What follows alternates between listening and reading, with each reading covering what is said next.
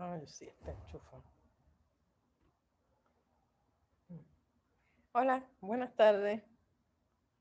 Les recuerdo que está grabando.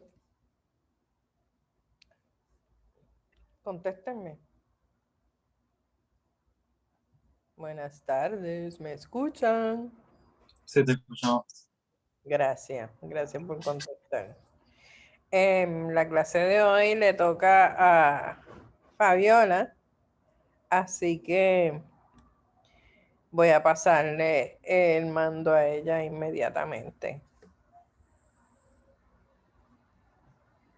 Buenas tardes. Pues en el día de hoy tenemos que discutir la primera parte de lo que sería variaciones en negro, ¿verdad? Nuevamente la vamos a estar tocando en las próximas semanas, pero hoy tenemos lo que sería Desde los tejados de Manuel Vázquez Montalbán y Los maravillosos olores de la vida de Paco Ignacio Taibutos. Entonces, antes de comenzar con las lecturas, yo les quería preguntar, ¿verdad? Porque en los cursos de géneros literarios, actualmente, o sea, ustedes vieron los títulos 3201, menciona narrativa y cuento, esta parte, ¿verdad? 3201. Y la profesora tomó la decisión de que iba a enfocarlo en el género particular de lo que es el policial. Y yo quería preguntarle a ustedes qué ¿qué pensaron cuando vieron que iba a estar enfocándose particularmente en el policial?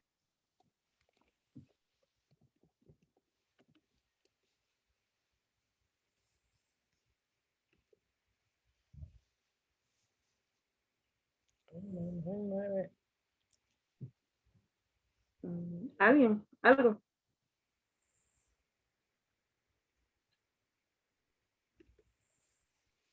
Tienen que Víctor, poner de su cuéntame. parte porque hay solo 9 estudiantes, de hecho, debería haber Sí, como 10 más. Así ya. que Fabiola los va a poner a trabajar uno a uno, ni 9, porque tú y yo contamos, así que son 7, ¿verdad? Sí, y yo le envié el enlace al WhatsApp, que no sé qué está pasando. Pero cuéntenme, ¿verdad? Porque ustedes vieron en el prontuario que decía que se iban a enfocar en lo policial. ¿Por qué en el policial? Como que, ¿qué les viene cuando leen eso? ¿Les gustó, no les gustaba, les interesaba, no? ¿Por qué? Perdón, yo acabo de entrar porque mi internet estaba bien malo. ¿Cuál fue la pregunta que acabas de...? Mi pregunta es que cuando vieron el prontuario y la profesora decidió elegir el género de lo policial, enfocar este curso, que es de género literario general, que puede discutir cualquier tema, pero la profesora decidió enfocarse particularmente en lo que es el policial. ¿Qué pensaste cuando viste que iba a ser exclusivamente de eso?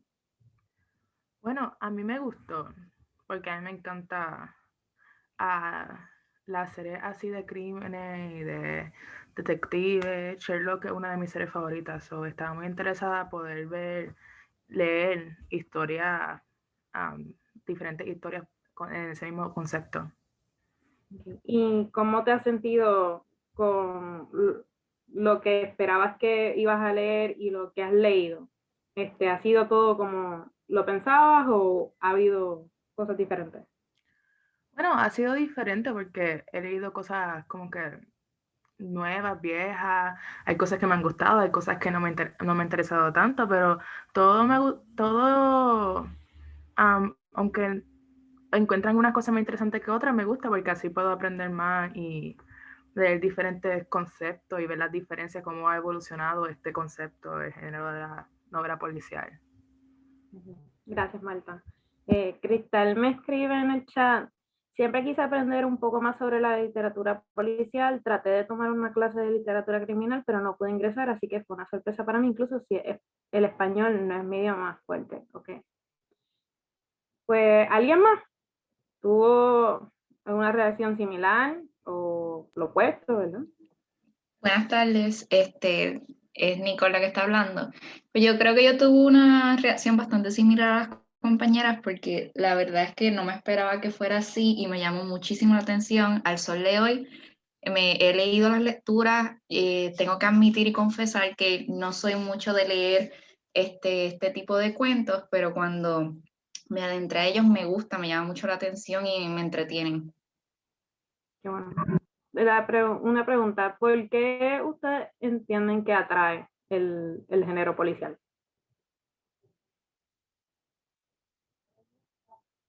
Yo creo que por el misterio, saber que al principio es algo que tú no sabes nada, pero poco a poco, cada vez que vas leyendo, vas encontrando las respuestas hasta que al final todo, como que todo se junta y está la solución. Eso es por lo menos lo que a mí más me considero interesante.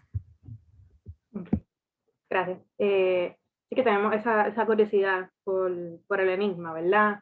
Mi pregunta parte, ¿verdad? De que por lo general tenemos, cuando miramos el género policial, nos enfocamos en que vamos a tener el detective y tenemos entonces un asesinato, un crimen y lo vamos a resolver y eso es como o por lo menos tenemos el enigma y tenemos una figura que usualmente es el detective, que es analítica y lo resuelve, que eso es lo que sería el hard boiled, ¿verdad?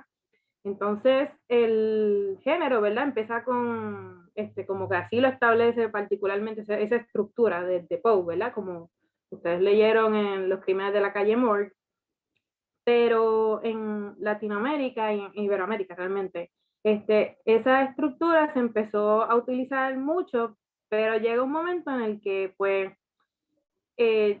ya cansa, ¿verdad? Ahí hay algo que ya uno sabe qué es lo que va a pasar, aunque la historia sea diferente, sabemos que aquí va a pasar el crimen, esto te van a engañar, después aparentemente este va a ser el asesino o el criminal y no lo es, y llegamos al final y pues descubrimos.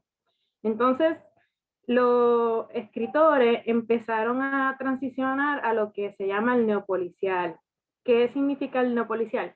Es que ya hay un nuevo enfoque, ¿verdad? Ellos no les interesa tanto, o sea, seguimos enfocados en lo que es el policial, pero hay otros temas, hay temas nuevos. Tenemos una preocupación por los temas políticos y por lo social. También hay un cambio en la perspectiva. Usualmente tenemos al detective que nos está contando pues qué es lo que pasó, ¿verdad? Y pues ahora tenemos entonces el asesino o las víctimas, ¿verdad? Hay una narración diferente porque es un mundo diferente, ¿verdad? Ya ahora pues lo que encontramos en estos mundos, Leonardo Padura pone en la introducción de la antología, es un mundo de miedo y de violencia. Entonces, además de que ellos tienen ese deseo, esa preocupación y quieren escribir, hay otra cuestión que los une en el neopolicial y es irse en contra de las clases, del elitismo, ¿verdad? Porque a veces la literatura tiende a distanciarse pues, del público, tiene un público particular, vamos a decirlo así. Entonces, ya hemos discutido, ¿verdad? La literatura, el género policial se considera literatura menor. Entonces, ¿por qué utilizar esta literatura que se considera menor para discutir estos temas? Es una literatura que aunque se considera menor, apela a las masas, la gente le interesa, o sea, ustedes, por ejemplo, Marta dijo que le encanta ver la serie de Sherlock. Ahora mismo este año tenemos un montón de películas que van derivadas a lo que es Sherlock Holmes y derivados y series que se enfocan simplemente como en ese aspecto detectivesco. Pero entonces es ahora discutir temas serios para todo el mundo. Entonces nos lleva a entender que la literatura pues tiene un poder, o hay un poder que tiene entonces toda la lectura, ¿verdad? Estos autores quieren llegar a ciertas poblaciones que no siempre son a las que se acercan para tener estos debates.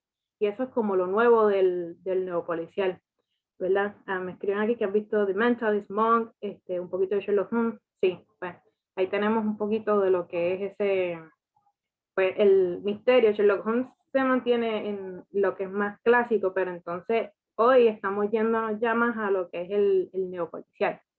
Así que, cuéntenme, desde los tejados, Manuel Vázquez Montalbán, ¿verdad? Es el segundo texto que tienen de este autor. ¿Qué me cuentan un resumen?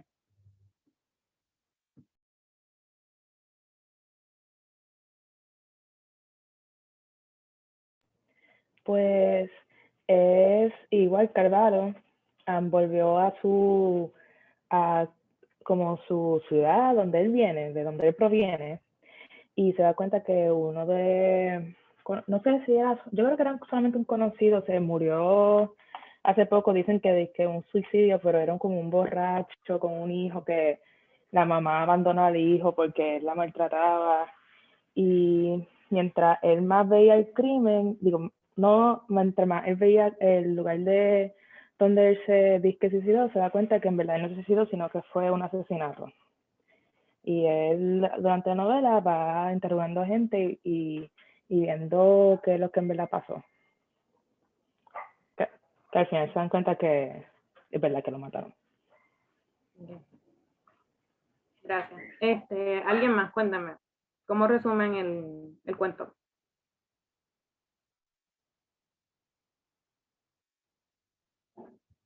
Destiny. ¿Cómo tú resumirías el cuento?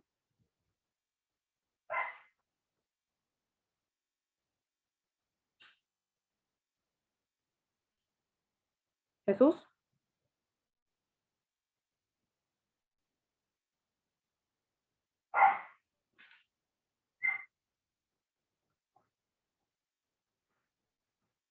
Ok, vamos a hacer algo.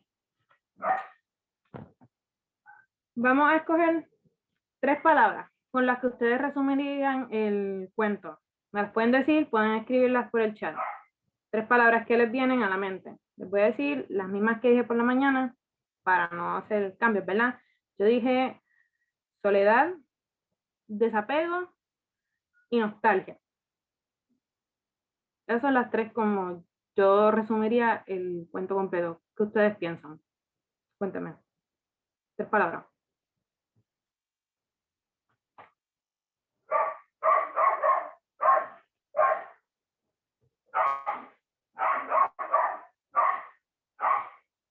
Perdónenme el perro del vecino. Annoying. Bueno, yo diría nostalgia,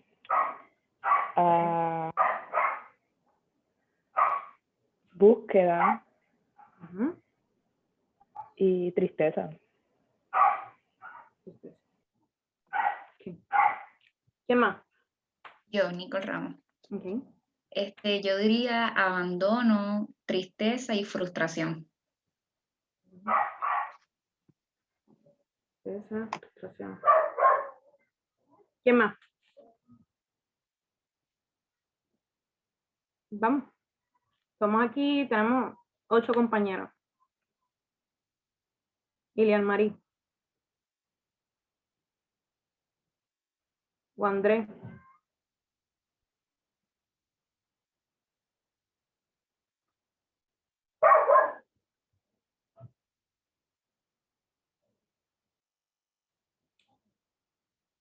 Ok. Cooperen con la compañera, sean solidarios. ¿Qué les pasa?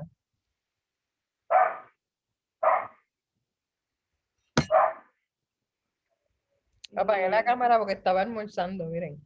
Dale, ayuden a Fabiola. Por favor. Nada, ok, vamos a ser honestos. Ustedes leyeron el cuento, ¿verdad? Porque necesito saber. Yo muevo la dinámica según lo que ustedes van leyendo. No puedo moverla si no sé si leyeron o no. Sean honestos conmigo. ¿Leyeron el cuento? Yo lo leí. Yo también. ¿Sí? El resto del grupo.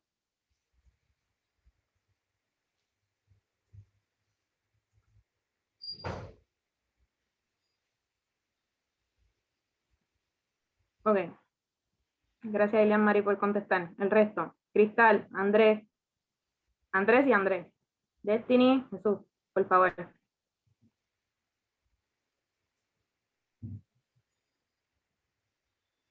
Sigue. Ok. Pues vamos entonces a lo que es, ok, Elian Mari me escribe recuerdos y tristezas. Los 3 me dicen tristezas. ¿Por qué entienden que esa es la forma de resumir el cuento, tristeza? Bueno, para mí es tristeza porque no termina, aunque sí encuentran a quien asesinó se me olvidó su nombre, al borracho, al boxeador. A Young. Exacto, como quiera el hijo se quedó huérfano porque la mamá lo volvió a abandonar, él va a vivir en las calles, como que aunque sí encontraron la solución, como quiera termina con esta nota triste de que no todo se solucionó simplemente porque encontraron al asesino. Ok, muy bien. Aquí vemos un poquito ya lo que va trabajando el neopolicial. Se resuelve el enigma, ¿verdad? Que al principio ni siquiera sabíamos que había, o sea, se murió Young y nadie pues se cayó. Al principio uno piensa que es accidente, después pasa suicidio y después Carvalho es el que nos lleva a pensar que es asesinato. Entonces, pues se resuelve y pues normalmente aquí se acabó, ¿verdad? Problema resuelto, pero ya hay unas repercusiones. Y ustedes dicen que es tristeza porque pues la vida del niño es como para dónde va. Y esa es una de las cuestiones que tenemos, esos problemas sociales que se van quedando, que se van presentando en el fondo. ¿Qué qué otra cosa los dejó como desencantados? No sé, que no, así como con la historia del niño que ustedes encuentran que ¿qué otro crimen había en este cuento?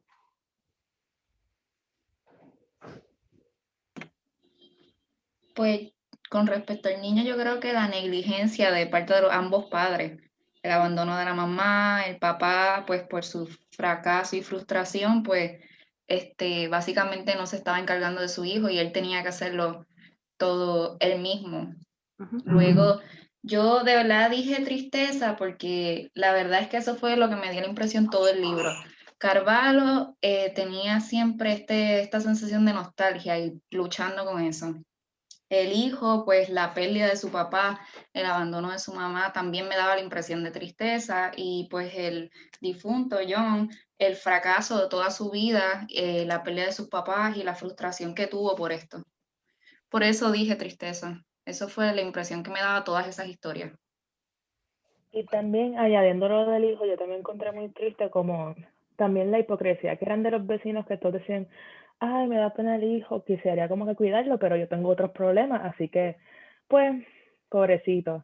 Y es como que lo quieren ayudar, pero en verdad no hacen nada para realmente ayudar al hijo. Bien, tenemos la cuestión de los vecinos, tenemos la historia trágica. Entonces, yo dije, ¿verdad? Nostalgia cuando fui a resumirlo y varios de ustedes también dijeron lo mismo. Algo importante que cuando se habla de Manuel Vázquez Montalbán en general y en este cuento, es que en realidad no quiere que miremos con nostalgia, ¿verdad? Primero que todo, ¿qué ustedes entienden por nostalgia? Para ir...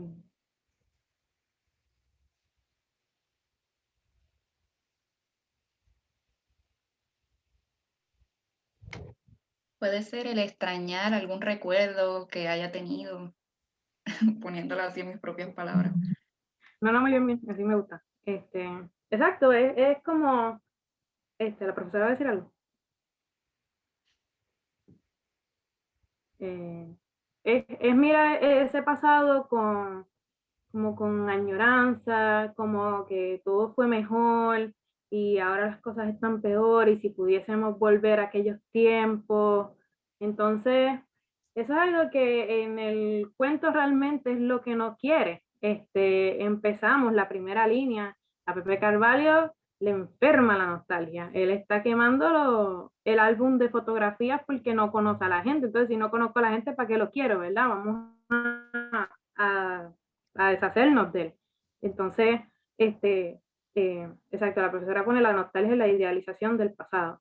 Entonces, tenemos estos personajes, por ejemplo, John, que vive soñando esos tiempos que él era boxeador y que él va a volver a eso, y que lo llevan a la muerte, al alcoholismo y a entonces encontrarse en el piso equivocado cuando no se suponía y pues termina en la muerte. Entonces tenemos otros personajes esa idealización los estanca. Entonces, en este caso, quiere que el cuento, lo que quiere es que veamos el pasado con una mirada crítica.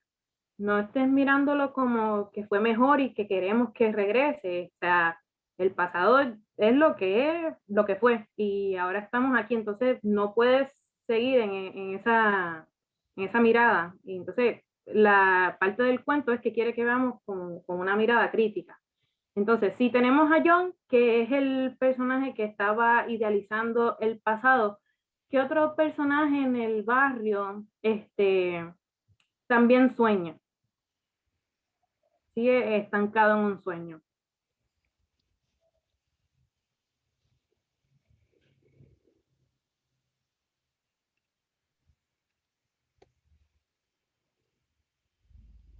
Tengo, Ujú.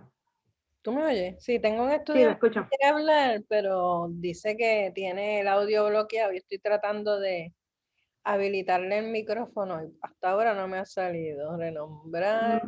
Maybe es que no tiene micrófono su device o lo tiene Escribe, Andrés. apagado. Pero puede escribir en el chat, estoy leyendo el chat también cuando escriben. Pues tenemos por ejemplo el personaje de Pedro, ¿verdad?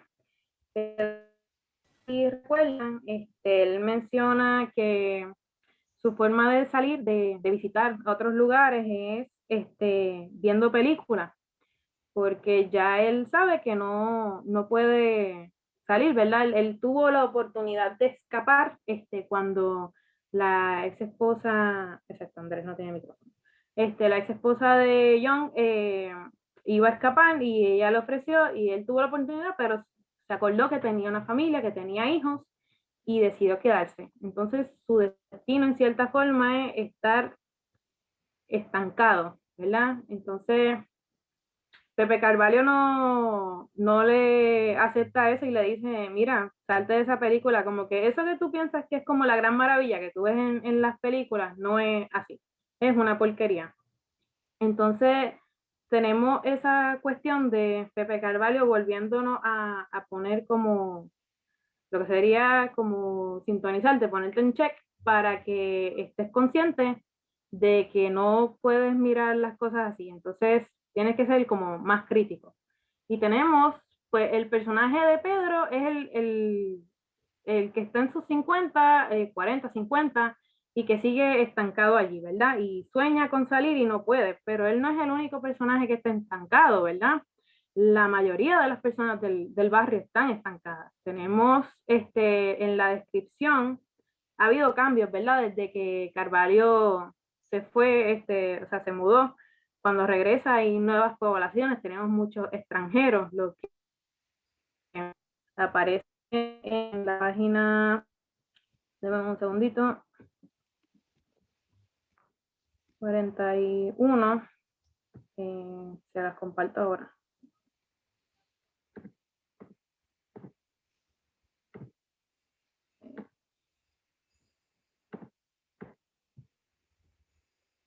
Ha habido pues cambios del espacio. Primero siguió vendiendo diarios como los abuelos, pero luego eso no daba, entonces aparecieron el parking. Entonces, ¿a quiénes tenemos ahora?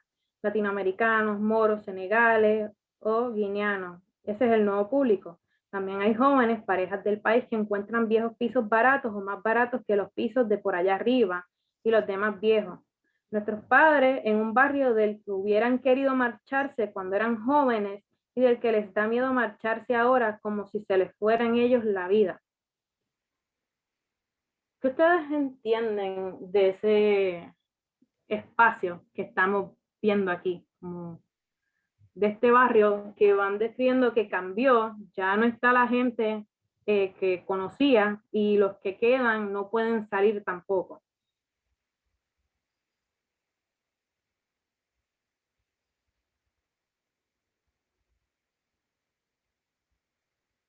Bueno, lo que se ve es que si entiendo bien, Uh-huh.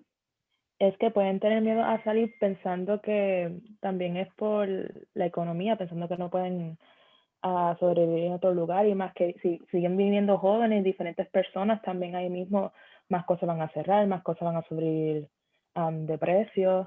Así que tienen que seguir viviendo en un lugar que no quieren vivir simplemente porque saben que ahí pueden sobrevivir. Exacto. Entonces, ya aquí tenemos una crítica social, política y la tenemos también económica. O sea, estamos hablando de que los inmigrantes se están yendo a este espacio y los jóvenes porque es el más barato. Estamos hablando de que no hay accesibilidad a otro tipo de lugares. Los viejos no se pueden ir porque es lo único que les queda. Entonces, más adelante tenemos, cuando están hablando de los pisos, que realmente el piso en el que cae Young, que encuentra a los criminales, es un piso que se supone que esté abandonado, que lo van a alquilar. Entonces menciona que el propietario ya pronto lo va a alquilar y luego dice nuevamente, o sea, no, el propietario no, realmente es el dueño es el procurador, que tiene ya dueño, es el dueño de la cuadra casi completa, de la manzana, creo que es el término que utiliza. Entonces, estamos hablando ya de un proceso de gentrificación. El problema es que el barrio lo están desvalorizando, están llevando cada vez a los grupos que son pues marginados, los inmigrantes, como que todo lo más bajo, entre comillas, ¿verdad? Y llega a este espacio hasta que ya no pueden vivir ahí y entonces pierde más valor porque está la gente que nadie quiere y mientras más la gente después no pueden vivir ahí, pues se van. Entonces ellos compran ese espacio y lo utilizan para algo nuevo. Entonces eso es lo otro que quiere pues, decirnos Vázquez Montalbán en el texto, ¿verdad? Tenemos la cuestión, obviamente, de pues, el asesinato. Ese es como el crimen superficial, pero la cuestión social que le molesta, como que quiere que genere preocupación, es qué está pasando con esto, con los barrios, con estos lugares que la gente no la desaparece y pues el espacio ya no es el mismo. Entonces, nuevamente como mirar el pasado de una forma crítica, como que cómo fue que llegamos aquí también. Y, pues, ¿qué piensan de eso?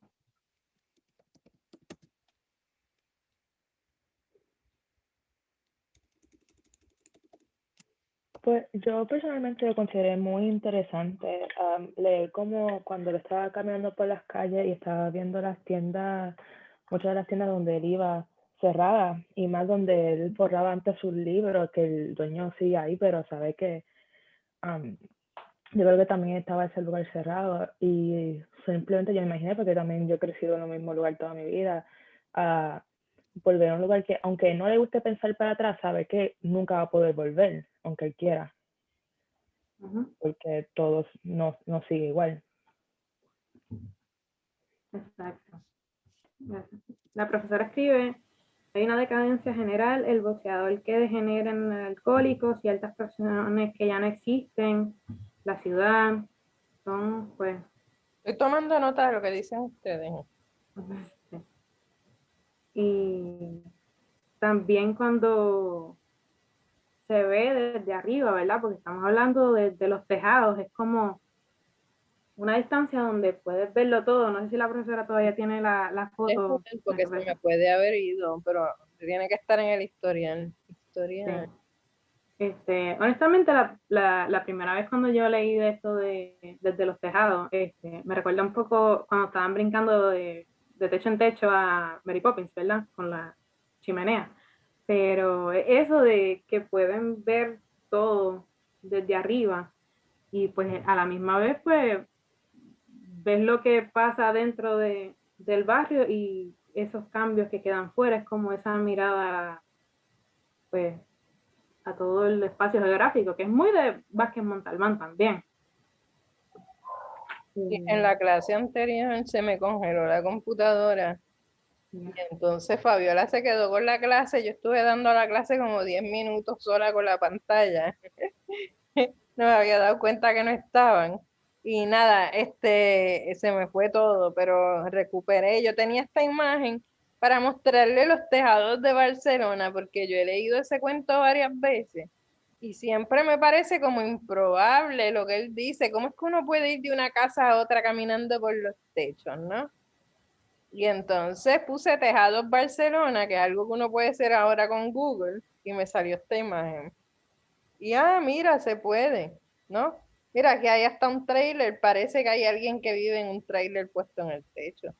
Eso parece, ¿verdad? Mm. Sí, que no es así tampoco como me lo imaginaba. Yo me lo imaginaba más como casas de teja y entonces como tienen los techos inclinados, decía, ¿y cómo pueden caminar? Pero son techos planos, ¿no? Y es interesante porque si estás en los techos, es un universo distinto, ¿no? Es como un mundo arriba de la ciudad, pero también desde allí ves todo. Es interesante como propuesta, ¿no? Desde los tejados. Eh, lo que está arriba, porque normalmente uno piensa lo que está abajo de todo, pero en este caso es lo que está arriba de todo, ¿no? Ujú. También les quería preguntar un poquito la cuestión de por qué pasa como que con Carvalho, por qué él está aquí investigando en este cuento, qué lo lleva.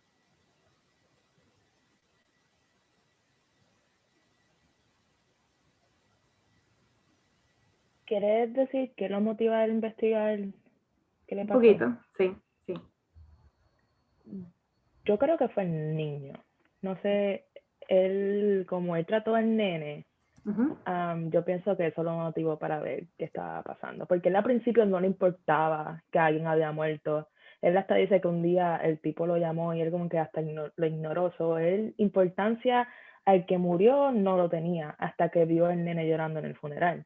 Desde ahí él fue el lugar donde él murió y él dijo, esto no hace sentido, y de ahí empezó propagando su investigación. Exacto. Entonces, también tenemos la oportunidad de ver en el cuento un poco ese mismo debate que tiene el personaje de Pepe Carvalho, de verse como en el desapego, no querer ver la nostalgia, pero entonces tener como esos momentos en los que, por ejemplo, el niño, él crea como un pequeño apego, después, cuando tiene la conversación con Charo, como que se da cuenta que esto no es lo que es y al final, por ejemplo, cuando están con la sopa de lentejas y no se sabe para dónde va el niño, él pues decide rechazarlo nuevamente. Es como, a veces uno queda como confundido en el personaje, pero esa cuestión, como que esos conflictos también humanos y ese debate y también como el rechazo completo que él tiene a la nostalgia, en cierta forma, cuando él deja al niño, deja el pasado que le queda en el barrio, no tiene razón por la cual mirar nuevamente. Como, pues, no sé si lo habían visto de esa forma o si tienen otra perspectiva.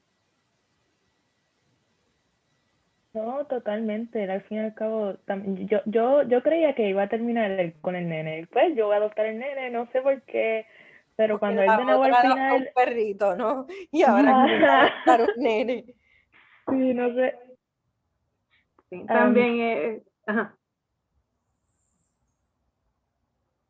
Perdóname. También como esa mirada que tenemos, como que esa esperanza de que todo va a ser feliz y realmente no lo es. Y a veces hay conflictos, o sea, todo empieza porque John se muere, pero la investigación inicia por el niño, como Marta dice.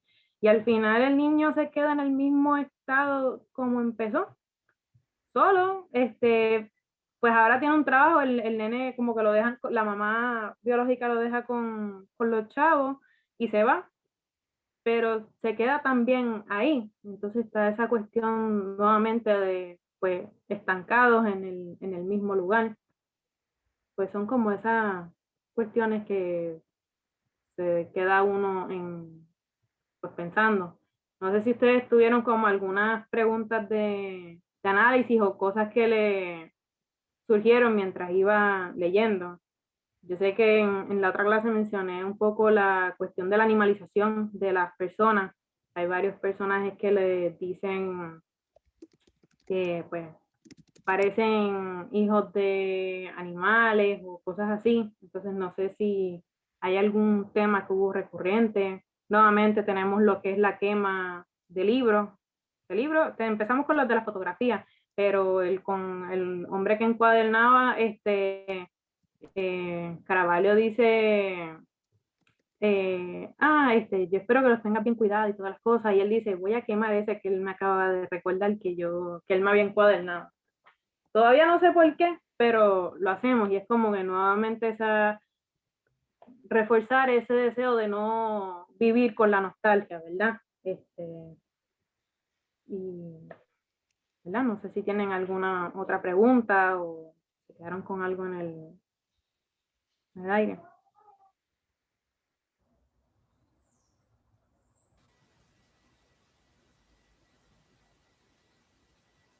Pues cualquier cosa tienen el foro en Moodle para discutir lo que piensen, ¿verdad? Y lo que esta clase le surja, ¿verdad?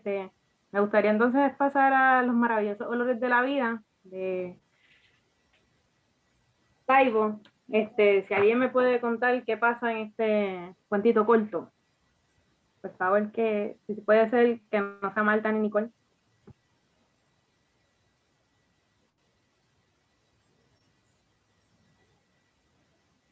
Cristal, cuéntame, ¿qué pasa en el cuento?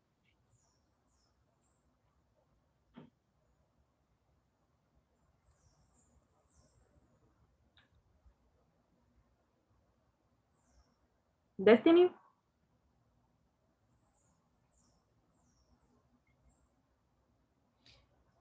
¿Leyeron? ¿Leyeron los maravillosos olores de la vida o se leyeron uno de los dos cuentos nada más? Yo la leí. Ah, pues dale, cuéntale, Nicole. Era un policía violento que empieza el cuento, él desesperado por el olor de sus manos, que dice que huele a muerto.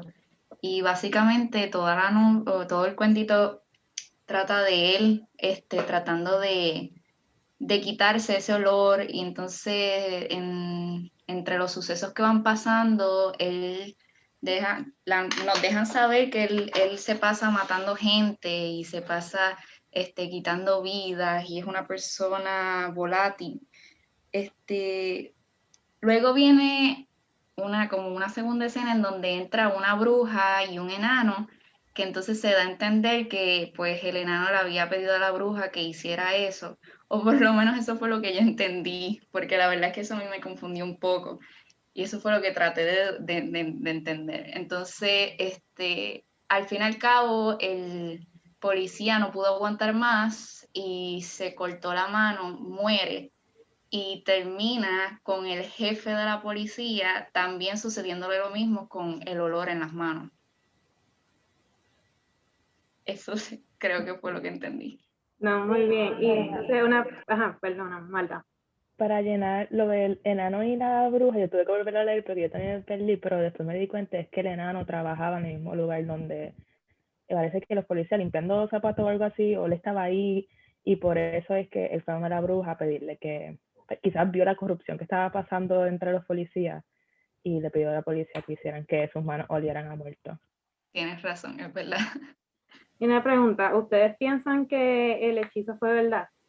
Como... Quiero creer que sí, pero si lo vemos en el lado de análisis y esas cosas, quizás sea su mismo, como dice, culpa de hacer lo que están haciendo, porque si a mí me empiezan a oler las manos a muerto, yo no voy a pensar rápido, fue ¿quién maté? Yo voy a decir que yo toqué, que yo hice eso, pero como ellos dos eran corruptos, mataban gente, hasta inocentes, simplemente porque quieren matarlos, su propia culpa fue el que los comió por dentro.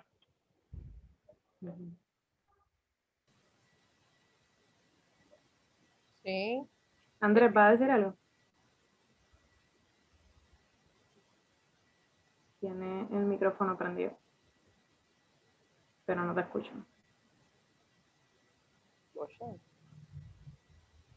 No, es Pava. Andrés Pava. Ah, el que no tiene micrófono. Bueno, no sé.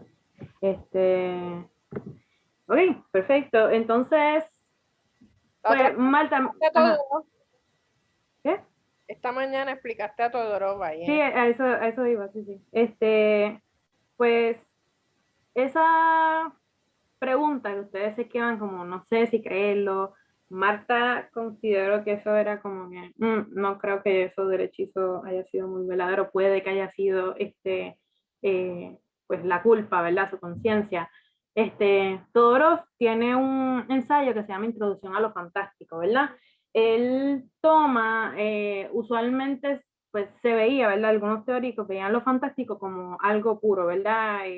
Es todo igual. Mientras que Todorov veía unos matices, hay unas diferencias, entonces les voy a explicar ahora. Él define lo extraño como algo que pasa, ¿verdad? En este mundo, en lo que estamos leyendo, ¿verdad? Y pues parece sobrenatural, pero hay una explicación racional en las leyes naturales que nosotros tenemos, o que ese mundo tiene por lo menos, para justificar por qué pasa, ¿verdad? Que tenemos Scooby-Doo, ¿verdad? Scooby-Doo, pensamos siempre que son los monstruos y casi siempre es Velma la que pues le quita la máscara y es una persona que se ha disfrazado, ¿verdad? Hay una justificación de por qué se ve así. Entonces, tenemos lo maravilloso. El Lo primero, maravilloso. deja que estoy copiando. Lo extraño. Tenemos lo maravilloso. Lo maravilloso siendo cuando hay unas cuestiones sobrenaturales que se aceptan porque ya es una justificación como en su propio mundo, o sea, ya es como pues algo mágico. Ejemplo, tenemos Harry Potter, ¿verdad? En la primera película, cuando el primo se cae en la piscina con la serpiente y uno se queda como, ¿y aquí qué está pasando? Eso se definiría como lo fantástico, que es como tú no sabes si esto pasa de verdad o qué, ¿verdad? Estás como confundido. Mientras que cuando llega Hagrid y le pone la cola de cerdo y le explica a Harry que sí existe la magia, que él es un mago, pues entonces ya vamos a lo que es maravilloso, porque en este mundo diferente es aceptable la magia, ¿me entienden? Entonces, como les dije, ¿verdad? Les brinqué un poquito el tercero de lo fantástico, es cuando no sabes cuál es.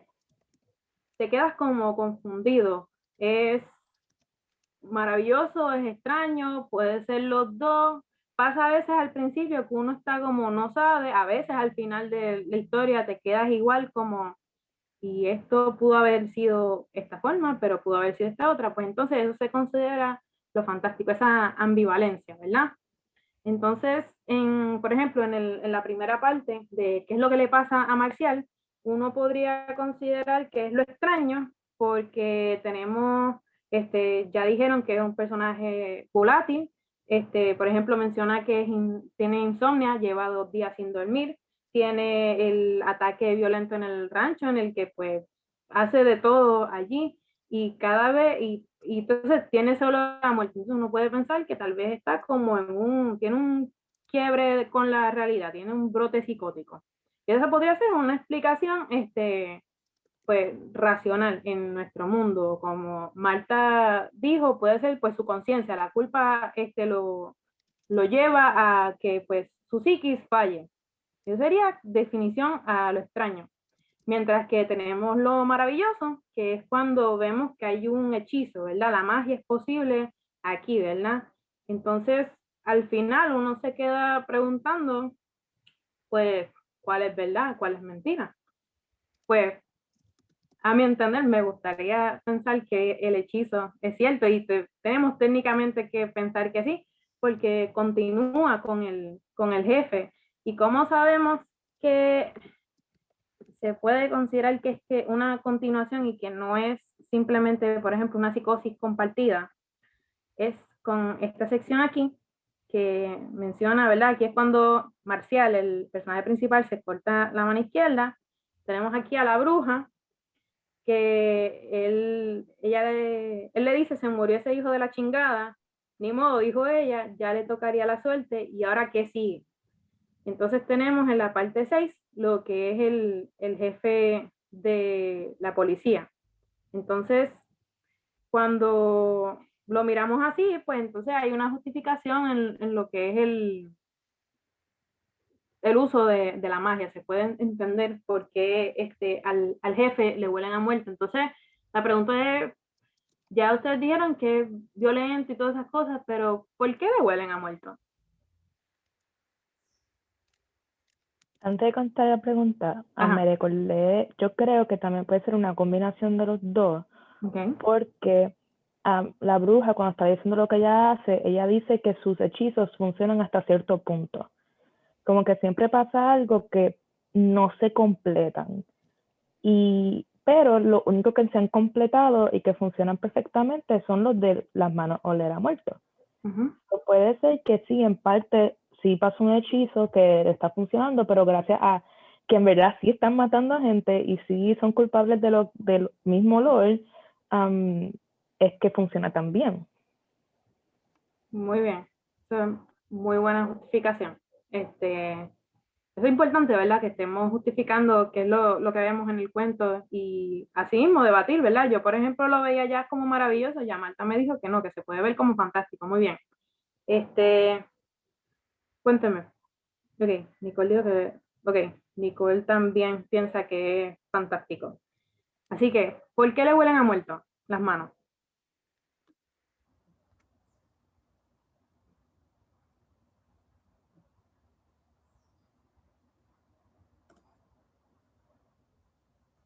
¿Qué,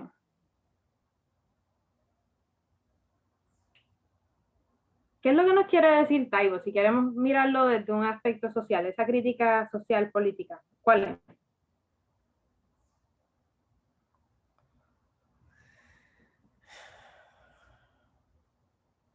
Bueno, estamos hablando de policías que deberían ayudar a la gente y hacer que el crimen sea controlado, y ellos están haciendo lo mismo, ellos están trabajando, hasta el capitán dice, yo estoy trabajando con el narcotraficante el otro, Uh-huh. y de momento vemos que el enano trabaja ahí, que también lo tratan mal a él, y puede ser que huelan a muerto, por eso mismo, para que ellos, no es que ellos le molestan el olor, ellos siempre lo que les molesta es que alguien más lo esté oliendo. Como que cuando él al final, el capitán, el jefe, está oliendo, como que se dio cuenta que sus manos huelen a muerto, siempre hizo, pero es que yo acabo de tocarle la mano a esto, tocarle la mano a esto, me habrán olido. Y es como que los cojan, que se den cuenta de lo que están haciendo. Ok, tenemos un poquito de como que de lo que es como un remitente de la sociedad de honra, que el qué dirán los demás. Ok, sí. Pero ustedes ya dijeron como que la bruja hace el hechizo, ¿verdad? ¿Por qué ella lo hace? Como que, ¿qué tiene que ver el enano con todo esto? Vamos a hablar claro. ¿Qué Marcial le hace al enano para que el enano quiera que le haga un hechizo?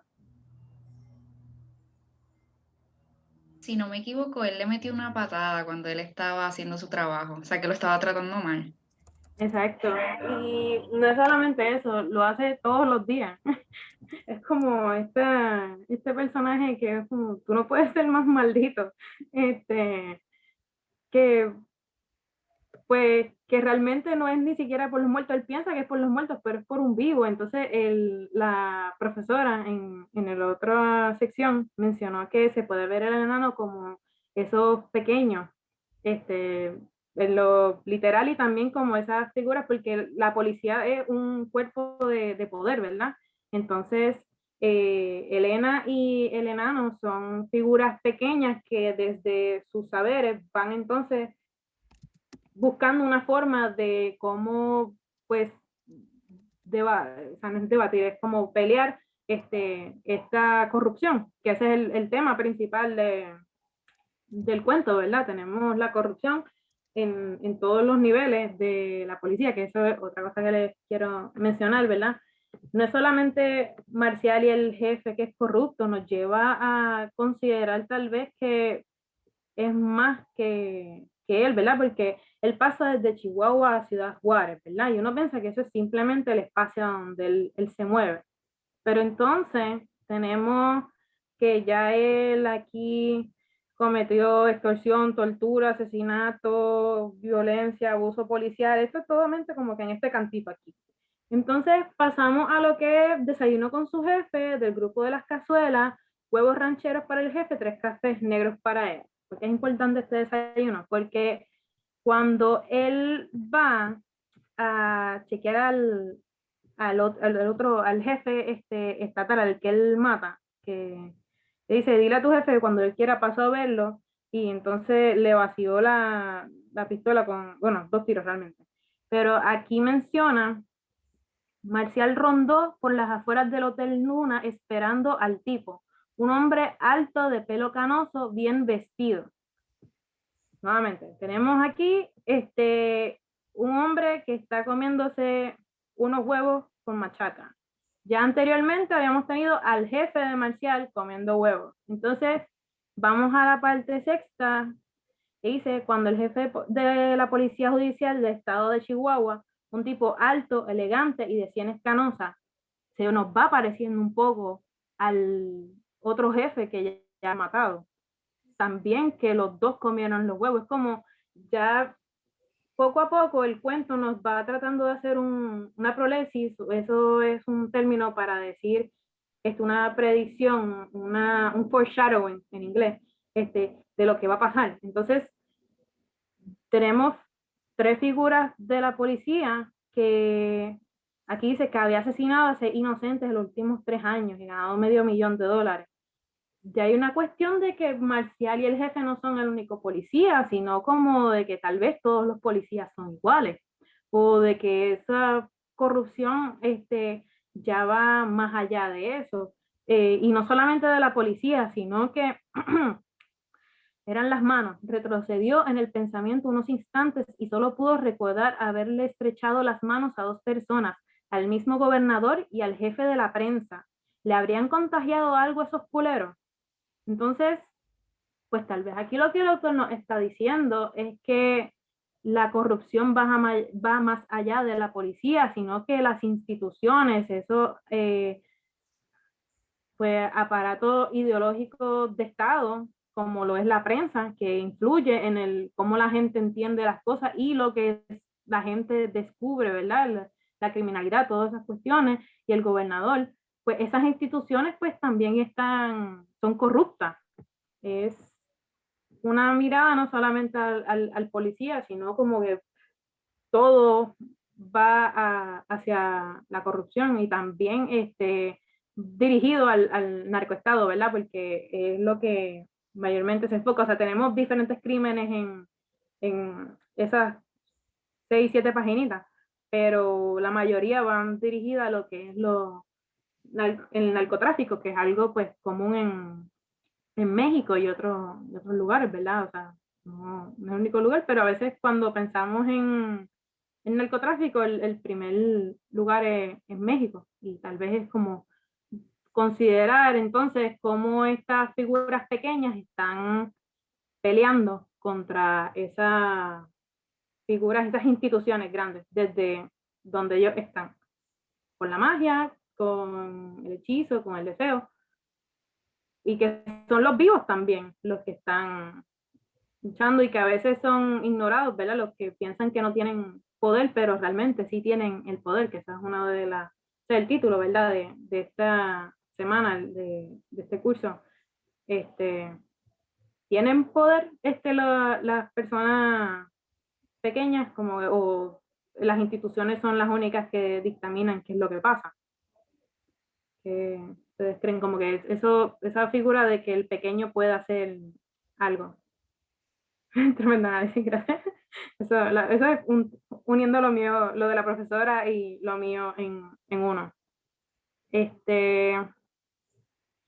También quería mencionarles un poquito, yo miré no solamente la cuestión de la corrupción en el olor a las manos, sino en la simbología que tienen las manos. Marcial se hace daño en la mano izquierda, usualmente lo izquierdo se ve como lo negativo, lo siniestro, está esa cuestión, por eso le dicen mano negra, perdón.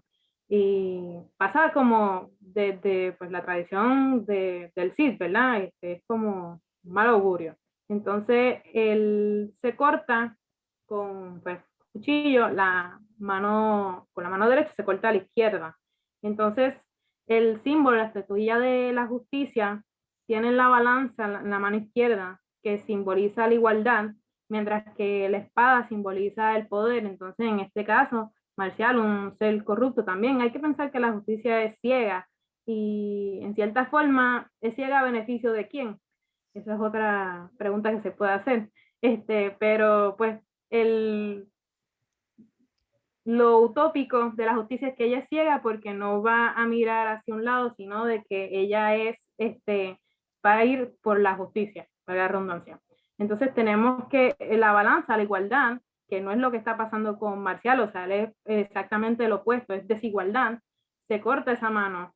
Y con la derecha, que es el poder, en cierta forma es pues el enano y la hechicera, que con ese revoluz que le tienen a él y esa crisis que él está teniendo, pues entonces, pues toman la justicia en sus manos, ¿verdad? Se podría considerar.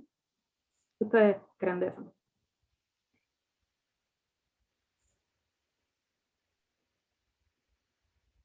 Está cool. Yo creo que está cool. Sí, Mira, los estudiantes están medio dormidos hoy, Fabiola. ya. Pues nada, me gustaría que retomaran un poquito el cuento, o sea, releerlo varias veces. Él da par de las en las primeras partes, como que después que uno lo lee completo y lo vuelve a tomar, se da cuenta, porque por ejemplo, lo de los huevos y las descripciones similares no es lo único que se repite, también está la gasolinera en el segundo párrafo. Él se para en la gasolinera, hacer otra cosa, ¿verdad? Chequear en la guantera, Marcial, perdón, no especifica quién era, pero después se quema la mano. Entonces es como esos detallitos que van después como increciendo, que pues se repite. Y también se hizo una película de este cuento, no la conseguí online, está como un trailer en YouTube, pero Sí. que si a alguien le interesa, pues la pueden buscar si tienen como son más diestros en eso de las páginas. Y sí, eso técnicamente sería todo. Bueno, antes se me había olvidado decirles, perdón. Una serie que a mí me gusta porque aplica los tres aspectos de lo fantástico de Todorov es The X-Files, una serie de los 90, en el cual tenemos el personaje de Mulder, que es el que cree como más siempre en lo maravilloso, en lo sobrenatural. Scully, que es la científica, la que lo ve todo bien racional. Algo más pues, presente sería la serie Bones, pero The X-Files es mejor porque a veces los episodios, al final uno se queda en el estado de lo fantástico, uno no sabe realmente qué fue lo que pasó. Y pues el FBI cerró el caso porque pues la persona realmente apareció. No se sabe dónde fue, si fue un secuestro realmente de una persona o si fue los aliens y la volvieron a traer, pero ya apareció, no hay que investigar más allá. Y pues nada, si les interesa un poquito como ese concepto, pues pueden verificarlo. Y eso sería todo de mi parte. Miren, ustedes tienen este foro en el que van a terminar la discusión de los cuentos, porque eso es lo que les pide que hagan. Tenían hasta el 7 de marzo, yo lo que hice fue que les añadí una semana más para que completen el foro.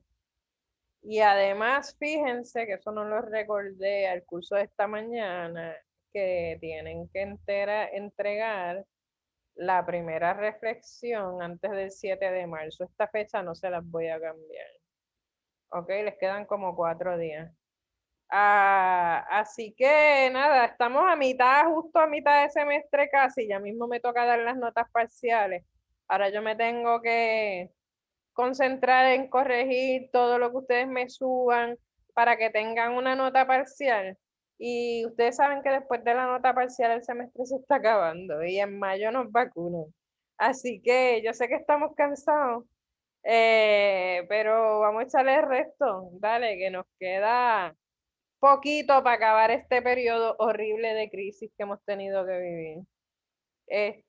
Hay que darle las gracias a Fabiola, que se preparó muy bien y yo creo que hizo muy bien el trabajo de dar la clase.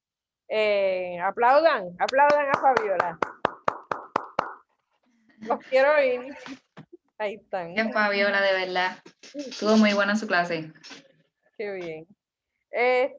Claps, ahí están los aplausos, Fabiola, muchas gracias. ¿Qué más? Si tienen preguntas ustedes de organización o de contenido o preocupaciones de cualquier tipo.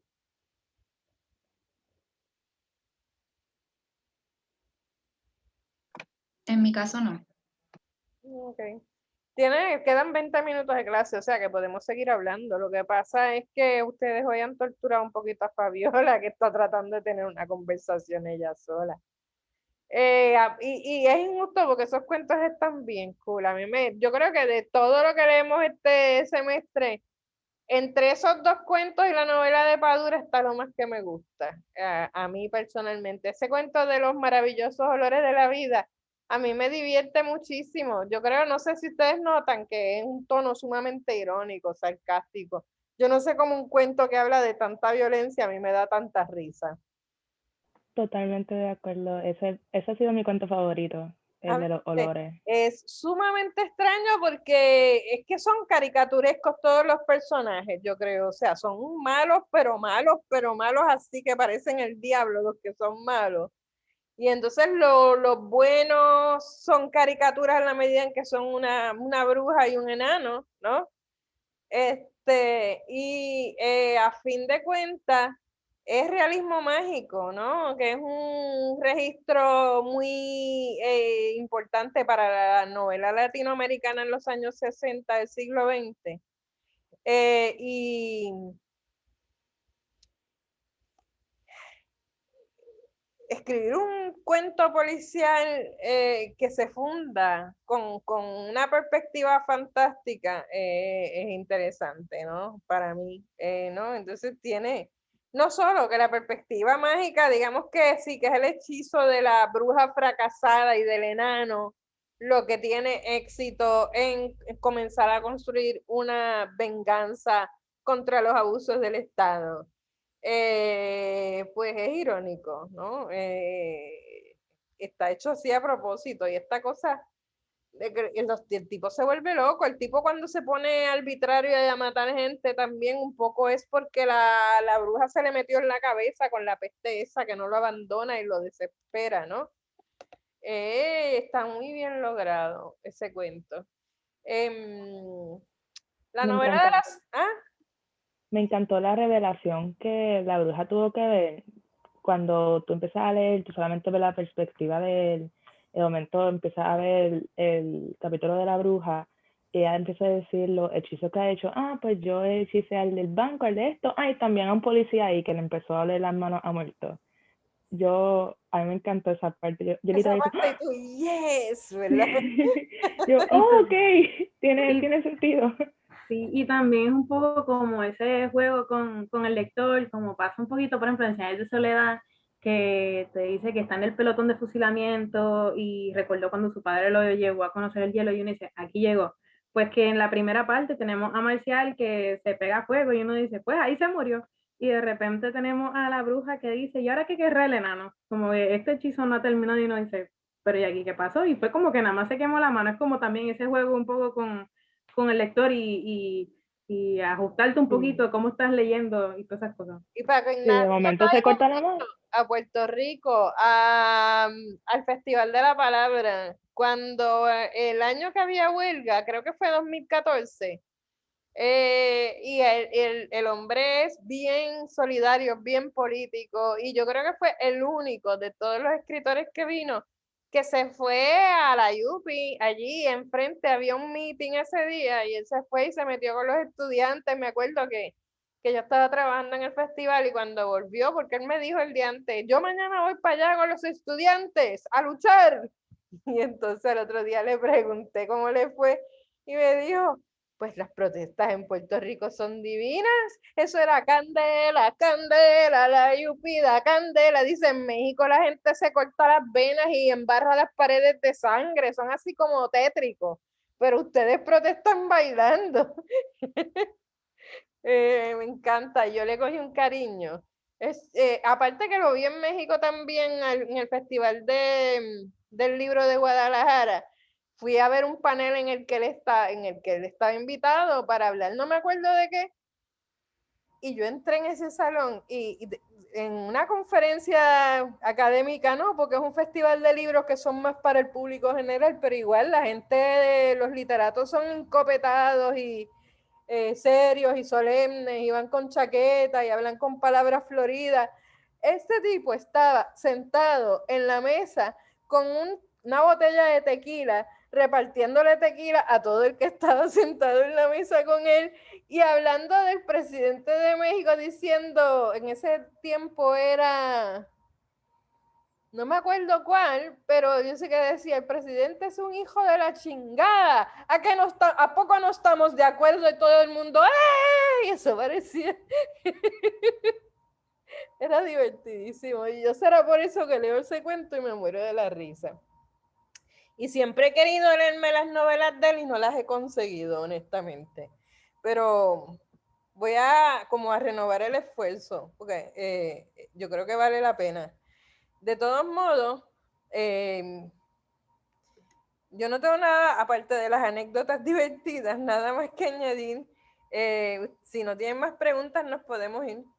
Yo quería decir dos cositas, ¿verdad? Que Paco Ignacio es bien conocido por estar en contra del elitismo y él es uno de los exponentes mayores que hay del género policial, o sea, él como que dirige parte de asociaciones de literatura y él se dedica a que tengamos como que la semana de la novela negra en España, si mal no recuerdo, y en México, pero me puede estar igual.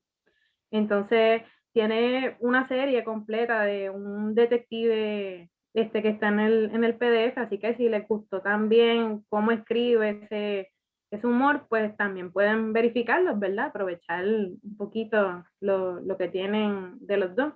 Y que él tiene bastantes de los policiales, así que si un tema no les interesa, también pueden buscar otros, o sea, otros autores también, pero que si les gusta esa escritura, pues... Hizo la historia del Che Guevara o de la Revolución Cubana, no me acuerdo. Yo sé que eso eran como 3 volúmenes de una novela histórica.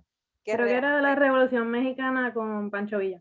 También, yo creo que hizo la Revolución Mexicana y la Cubana. El tipo escribe como un bestia. Nada, se los recomiendo para el trabajo final. ¿Estamos?